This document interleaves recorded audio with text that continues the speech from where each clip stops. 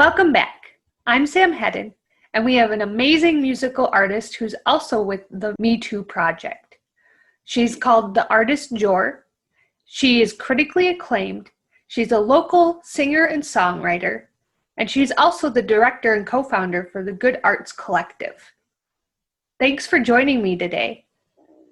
Thanks for having me, Sam. Have you always been involved in music here in Minneapolis, or is that something that's been newer? Well, I think, the first half of my adult life, which has only been about 10 years, I spent that time sort of meandering, figuring out what I wanted to do. I worked in business finance and eventually was writing music and making a record, and finally quit that job when I was about 24 to make music full time, and did that with some other side hustles for a long time. Now I also work in fitness, so that's kind of another avenue I spend time on. But music has been at varying intervals the mainstay. A little harder right now, though. It's been harder to make any kind of a living with music during COVID times. But Right. I suppose COVID has not been very kind for live gigs or any kind of touring anything. Yeah. We did a few outdoor things, but that's about it. Mm-hmm.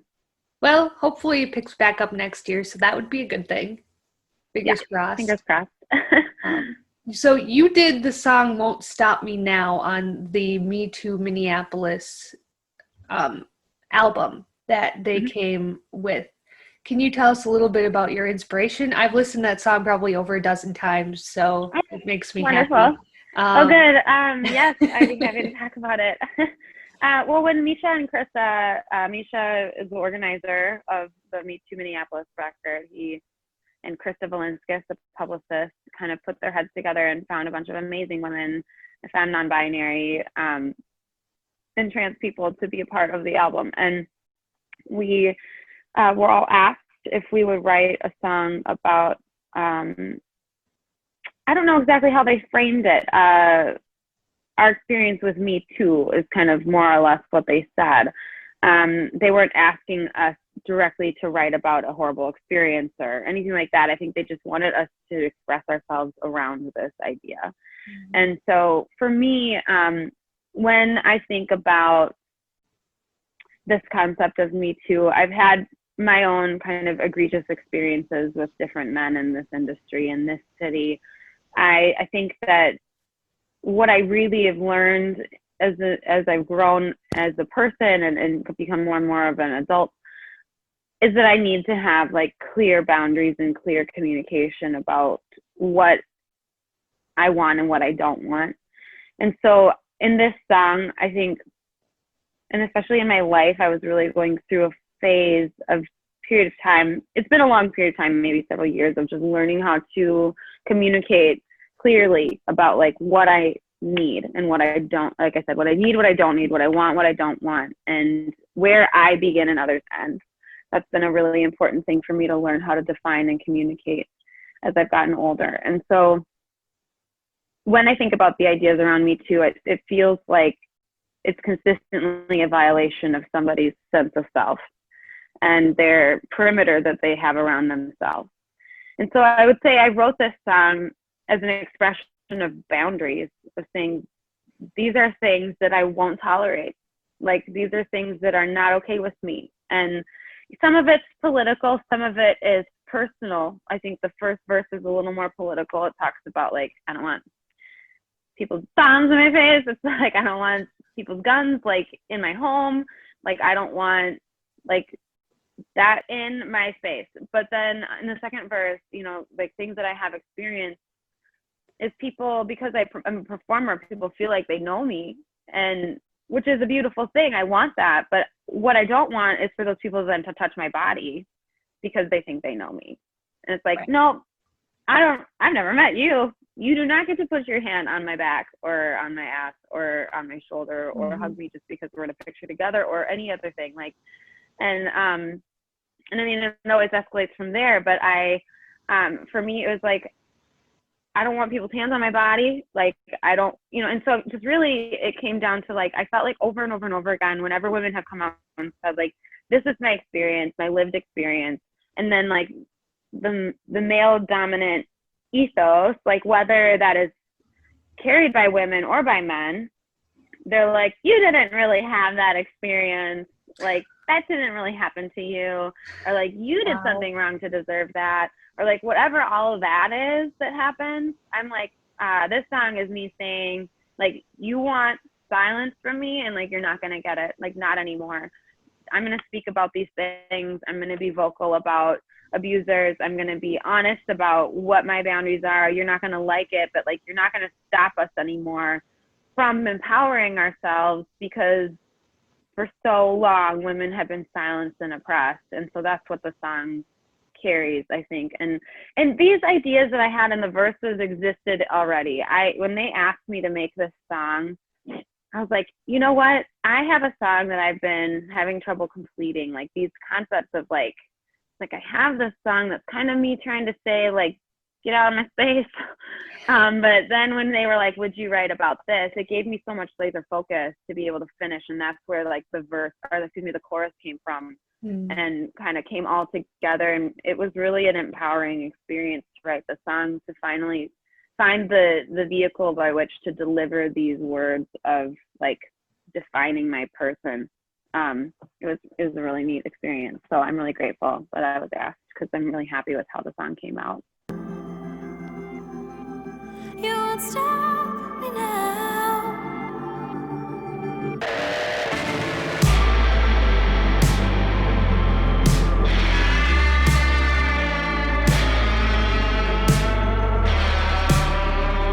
I don't want your hands on my body.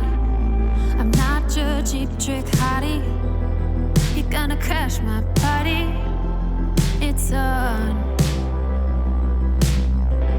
You wanted to fight me, but I won't go down. You wanted silence, but I'm gonna shout. You won't stop me now. You won't stop me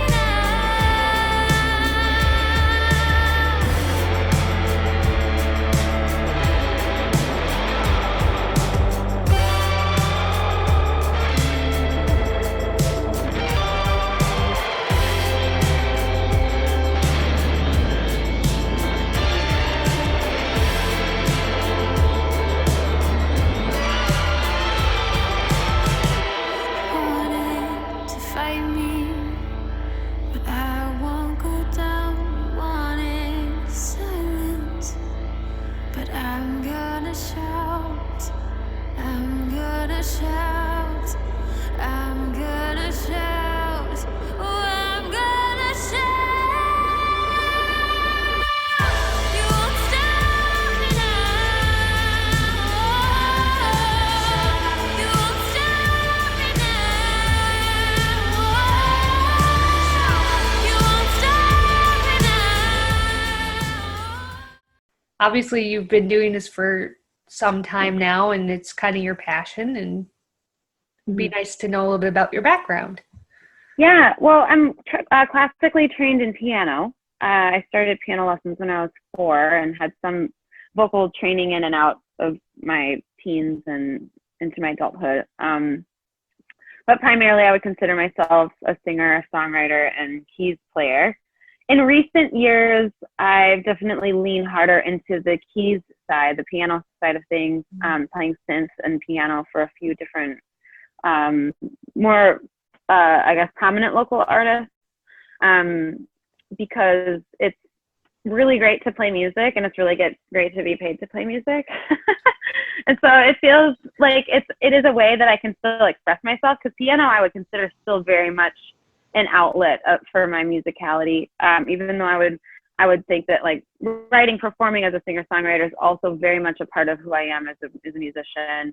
I feel very connected to piano as well, as I think it was the first instrument that I really fused with as a child. Singing was kind of a thing I did, but it wasn't until I was much older that I was like, I could be a singer. You know, it was piano was always the thing that was kind of like my instrument. And so, so in that capacity, I've gotten most of my work playing in other bands. I've played with Haley, I played with Chris Koza a lot, a few other artists in and around town, and then also have played, ironically, at churches because that's where the money is. But yeah, so that's been useful to have that skill. But as a singer-songwriter, I have also been really fortunate to make 3 albums and to write and work with amazing musicians. Matt Patrick being the co-producer or the producer of several of my works, and he's been a wonderful collaborator over the years, and has really helped me discover and define like who I am as an artist. And what was really cool is that finally this Won't Stop Me Now song was the first song I actually produced by myself. Wow. And so it was like years of working with Matt and learning from him and like kind of being mentored by him. And then they asked us to do the song, and he didn't have time to work on it with me. And I was like, I have to do it on my own.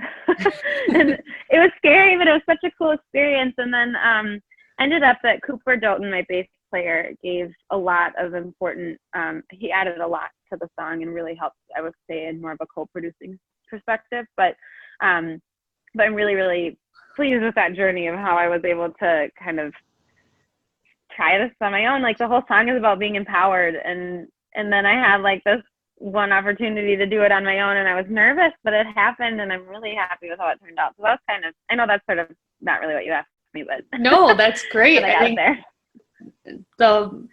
When we do interviews, we like it when people open up and all of a sudden the questions go in like a different way, because that just means people are more comfortable. So that's a good thing. Can you tell us a bit about the Good Arts Collective? You're the director and co-founder of that, and I think that's phenomenal. Mm-hmm. Yeah, so Good Arts Collective is an organization I co-founded with a man named Ben Kelly in 2015, I want to say. 15 sounds right. And so it might have been 16. It's hard to remember. It's been around 5 or 6 years. Here, let me think of what my actual elevator pitch is. If I'm gonna try and sell someone on the Good Arts Collective, I would say Good Arts Collective is a member-based arts organization. It is designed around the idea of removing barriers for artists who want to achieve vocational work in their art. So we provide space at an affordable rate that is shared, recording studio, performance space, and rehearsal space. Among other things, whatever other creative endeavors. We've had visual artists, but they just, I think our space is more conducive to the performing arts.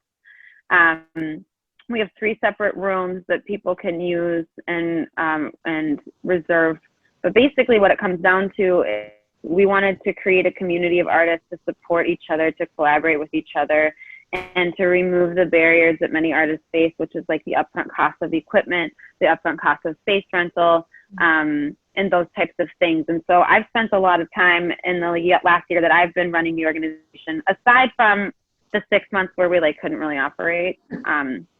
We are open in a limited capacity right now for members, but during like March through June, we were shut down. So aside from that though, I've spent the last year really trying to build and develop the organization into a place where people feel like their needs are being met as artists, and then also focusing some on the aspects of behavioral change, the things that keep us as individuals from doing our art. So once we as an organization have removed barriers, whether it's education on how to use equipment or actually having that equipment, et cetera, once we feel like our members have, I guess, removed all the obstacles that are tangible, then it's looking at the intangible obstacles of like, what is it in me that's keeping me from making my projects a reality, and exploring that with our members and trying to help motivate and inspire them to create their ideas and to be passionate about their projects, all the way down to like, what is your Maslow's hierarchy of needs? Like, do you have food, shelter, safety? Like, if those things don't exist, like what action steps can we help you take so that you can get to a place where you're ready to self-actualize, or get to a place where you're ready to be in community or get to a place where you're ready to actually pursue an art project or put on a show or what have you. A lot of artists are coming in now and they're just working on writing. They're recording, they're using the recording studio. They're learning how to use the equipment that they didn't know how to use before. They're still rehearsing with their bands for that one day when they get to perform again. Those kinds of things. So it's still a vibrant community of people who are really dedicated to their art.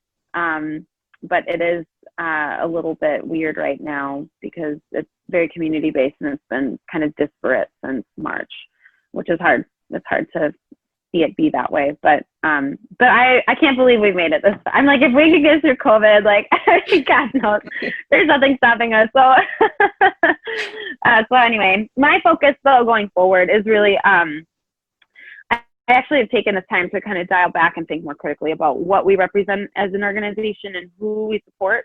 And I have felt strongly for a long time and was actually working on this initiative before COVID happened, but was stunted in that a bit. But my hope and focus going forward is to be an organization that actually empowers and elevates people who otherwise struggle to find a place to have a voice. So that would be non-binary, femme, trans, in the BIPOC community, people who are in minority groups who want to have access to equipment, to recording gear, to a place to express themselves through art, but have not been able to due to either lack of resources or lack of community and support.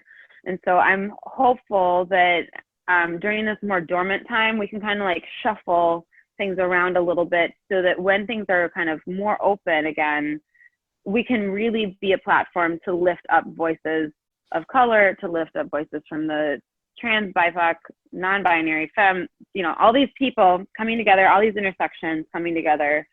I would love for Good Arts Collective to be that space and to partner with organizations who want to see that happen as well. So that is like kind of the vision going forward that I've wanted since I've taken over in the last year. And I want to keep kind of chugging away on that one. Yeah.